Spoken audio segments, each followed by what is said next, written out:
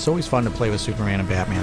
It's one thing to actually shift them off to the side a little bit and then focus on two other characters, and two characters that are in the orbit of Superman and Batman. I have been talking about Super Sons for years. Isn't there a possibility that we could do it? And the stars aligned and they said, yeah, go ahead. Ugh, cosplay? Each hero has their own legacy. Superman, it's very much truth, justice, the American way. And with Batman, it's a lot more about tackling crime and forcing justice into a system that's maybe corrupt or not willing to accept it. It's about this legacy and these legacy characters that inevitably will take over these mantles. And how will they operate? Superman is your dad. That's awesome initially. Do I get to meet Batman? It's the same with Damian. Really? The trick is for Bruce Wayne to show Damian how to be a Batman. To see these two young folks learn that they can still grow and change. Dad! And that there's acceptance by their parents, Hey, kiddo. by each other, and even within themselves. The way that they're going to tackle crime, fighting, and injustice is going to be uniquely theirs. My friend here is about to kick your...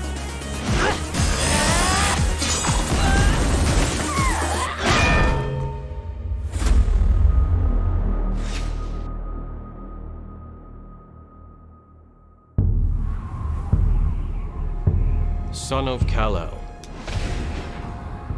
I am Jim L. I am your great uncle. By marriage. Adopted. You are watching this because you have come of age, and I am here to pass on the wisdom of Krypton. Back in the 60s and 70s, there was older stories called the Super Sons, and it was all about the offspring of your favorite heroes. It just seemed logical to do the fresher, younger version, not just of the Super Sons, but of World's Finest. I wanted to make a movie that when my son is old enough, when he's young, that he could watch, and it had all the sort of things that I saw growing up in movies like The Karate Kid and the original Donner Superman films and Star Wars, and that they could look at and aspire to be. We wanted it to feel like a love letter of like father to son for both Superman and Jonathan, and for Batman and for Damian. And I think that becoming a new father myself, it's just something that's really fantastic to share a father and son relationship, and to add that color, if you will, to such legendary characters like Batman and Superman. You'll be here tomorrow, right? For your game? Or your birthday? The drama and the fun is there. And putting them together, this friendship develops through that personality conflict, but they're really both want the same thing. Their odds of survival are not good. Not good at all. Rick and I really talked about, Stand By Me and Goonies and that kind of vibe. When you're a certain age and you have certain friends, you can overcome everything. Somebody kill me. You have a different comic timing for Jonathan, who's very sarcastic. Who is this kid? Ow! Then you have Damian, who is just like this little smug, this monster of a character. I'm the grandson of the Demon's Head. I've killed more people than you'll ever meet. You end up with two different kinds of rhythms with each character. Super strength. Jonathan does believe that he can be the next Superman when he finds out he has powers. He also doesn't expect to be there yet. Nope, can't fly. Whereas Damian thinks that he already should be Batman. This story forces him to learn. There's a lot of actual burden on them to demonstrate their strength and their ability to be a superhero. Honestly, Jonathan, I expect more from you, and I'm sure your mother and father do too. But Melvin... You know Melvin has issues. People like that need more sympathy and patience. Listen, can't see Kent. I was beat up and bullied mercilessly, and it was years later when you realize that these people had so much other stuff going on, and you kind of gather some empathy for them. If you want a friend, you need to be a friend. And I think that's what Jonathan does. He exemplifies to Damian how to be a good guy, and Damian can't help but absorb some of that. John, this is Batman's son, Damian. John? So you have toilet powers? Damian's been through a lot, and for Batman, he wasn't there when he was growing up. He's trying to retrain his son to sort of be a more normal kid, which, coming from Batman, like, how could you ever learn that? I heard this person say that a weakness is a strength out of balance. And I always think about that with my characters too. Damian's strength could be in strategically knowing how to knock someone out. It also is a weakness because he might kill someone. They are the iron that sharpens iron in a way. Relax, Damian. They're friends. Sure, friends. Batman is actually a good match for someone like Damian. The reason why he might have strengths here is that he's very patient, doesn't overload with emotion. He's actually quite calculating and thoughtful, and this can be good stability for someone like Damian. He wants to be good, I think. Why couldn't you guys be, I don't know, like doctors or lawyers or like a celebrity chef? Lois and Clark wanted to raise Jonathan, you know, in the place that Clark grew up. He had a good upbringing. He was raised with good American values, and his parents were, you know, old school, and I think that he wants that same thing for Jonathan as well. Now batting, Jonathan Kent. Jonathan grew up in Smallville, so it's like everything is kind of controlled, but it ends up creating a character that can be a little naive. My dad is Superman? Like, the Superman? He only thinks about how it's fun and the joy you have of being able to do these remarkable things, and the fun of being a superhero. I'm half alien. I'm half alien! Damian doesn't think about it as being a superhero at all, but having this tremendous responsibility and this weight that hangs over him. Well, he's obviously not invulnerable. Give it time. No one ever said parenting would be easy. It's just kind of great to be able to see these characters that we've known for years humbled a little bit by both having to raise a kid and then also having a kid treat them like a member of a family. Jobs, especially mine, involves some sacrifice. In a way, their sons aren't very different. They might be more alike than different, and that's something that brings them together too. Maybe they are more alike than they thought they were. Come on, Robin Hood. I'm right here. Both Jonathan and Damian are going to encounter some challenges. It's the development of their superhero identity. No. What did you do?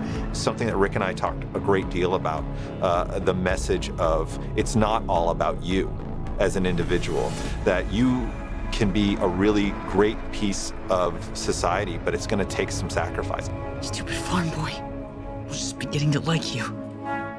Huh, good. You're arrow-proof. I'm arrow-proof. I think when I read Jeremy's script, it was funny to kind of see it almost like we have a buddy cop movie where it's like you got these original Odd Couple.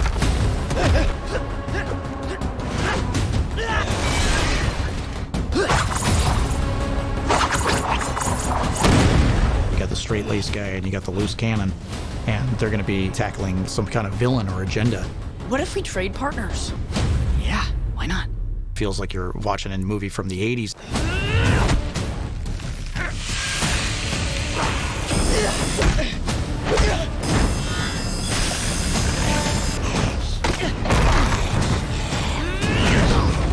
Man of Steel?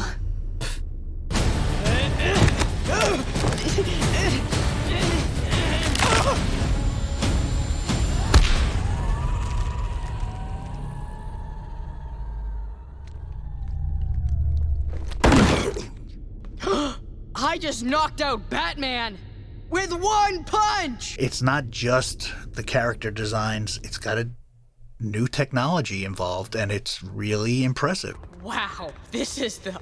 Welcome to the Batcave.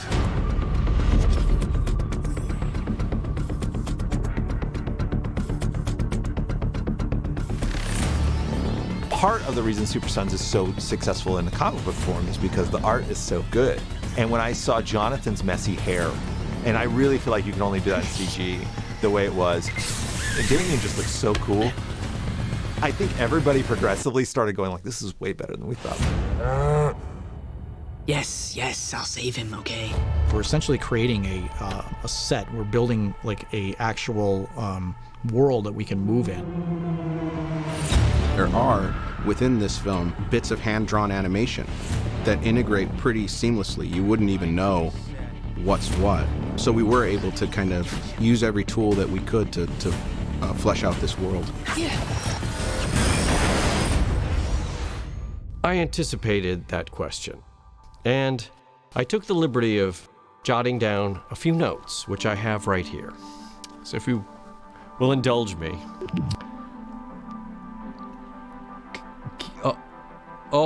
Always? No, my handwriting is not the best. Ready. That's the question in the film. Are they going to become the heroes that we know that they can become? So, how do we knock this thing out of orbit? I don't know. It has less to do with what's in the blood than what's been instilled in their heart, in their upbringing. The world needs Superman and Batman a lot more than it needs a farm boy from Kansas. Or an assassin with a cow. Seeing the two people that have a common goal, but they're going about it philosophically different, but they can still work together, and there is a middle ground, there is a compromise. And I think that's just a message that all of us can take going forward in the future of our world. Thanks. Don't mention it. Films like Lord of the Rings, this sort of dynamic that you could get into with friendship, where you rely on each other and you form like a real bond and a real love for the other person. You don't see that a lot as like a main narrative focus in children's entertainment. Nice to know you can be surprised. It's about grown-up problems and real threats and real problems that maybe a 13-year-old can help their parents through something someday, just by being there and understanding. This pride that we look for from our father figures is like ingrained in our DNA. Dad! You're all right. I love the fact that we got to touch on that. The fact that both Superman and Batman have sons, despite the fact that they're also an odd couple, gives them something in common. And even though their own personal parenting style is completely different and is reflected in the personalities of their sons, Knock him dead, kiddo. it's clear that both sons need their dads completely. I was worried. Why? I learned from the best. The world can be very tribal, you get very judgmental of other people, but if we can stop for a minute and kind of maybe even consider what the other person's going through or experiencing and find the common ground, it's actually kind of a great message, because you end up getting a chance to see that that if we can just extend a little bit of sympathy for the other person, we'll end up becoming friends in the end. You put the world, us, above yourself. That's what a hero does. That's what a Superman does. So, son of Kal-El, I wish you goodbye. And as we say on Krypton, keep your feet on the ground, but keep reaching for the stars. Unless your feet are on Krypton, and then you're gonna wanna get off of it because it's gonna shatter into a billion pieces any minute now, so keep reaching for the stars. Jim L. out.